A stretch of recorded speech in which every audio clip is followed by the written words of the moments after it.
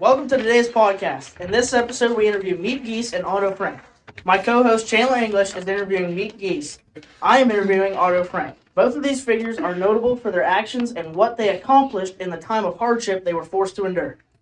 So Otto, tell us about yourself and give us some insight on what you experienced while in hiding. I was a 53-year-old man with a family and were forced to go into hiding by the Nazi occupation of Germany.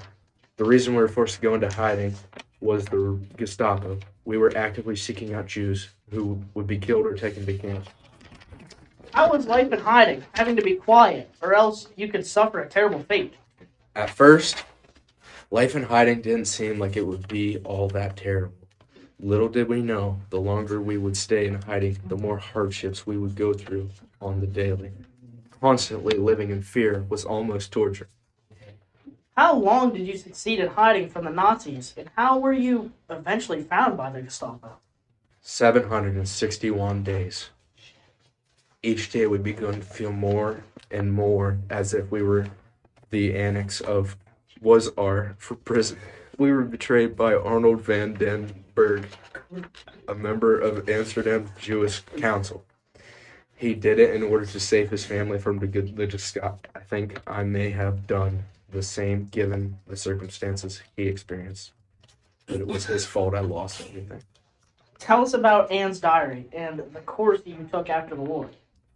It was Anne's final wish to publish the book after the war had been completed. So, in an attempt to fulfill her wish, I decided to compile her diary entries. However, I also edited the diary in order to exclude some of the more sensitive entries. Thank you for your time today, Otto. I couldn't imagine the amount of struggle and hardship you experienced while you stayed within the secret annex for over 2 years. And speaking on Anne's diary, here's an advertisement from our sponsor courtesy of our guest Otto Frank and Frank's Diary. If you're enjoying this podcast and the understanding of what these people endured, you can take this understanding to another level by reading Anne Frank's diary. Published by one of our special guests, Otto Frank, his daughter's diary illustrates and describes what life was like living in fear and hiding. For only $10.98 for hardcover or $13.90 for paperback, you can read the real thoughts of a girl who had the whole world against her. With that, we will go to my co-host Chandler English and his interview with Miep, Gies. I am your co-host Chandler English, and today I will be interviewing Miep Gies. The reason Miep is notable is because she helped to hide the Frank family from the Gestapo. Anyway, Miep, please give us some backstory on the things you've experienced. I was 33 years old. When the Holocaust started, I was terrified. We were terrified. At the time, I lived in a good neighborhood with good people.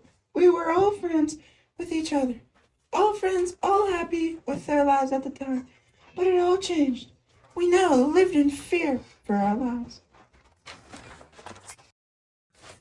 How did you come to know the Frank family? In 1933, I went to work as a secretary for Otto Frank. He owned a small company in Amsterdam that produced a substance that is used in the making of jam. Myself and a few of their other employees risked our own lives in order to smuggle food and supplies to the Jewish family while they hid in the annex behind their former business. I heard that you had an interesting, somewhat unknown story in terms of your childhood. Can you tell us more about that? I was born in Vienna in February of 1909, named Herman. My biological family was Catholic and somewhat poor. I became malnourished, and so they made the decision to put me up for adoption in order to save me from the fate of hunger. I was then adopted by a Dutch family where I lived out the rest of my childhood.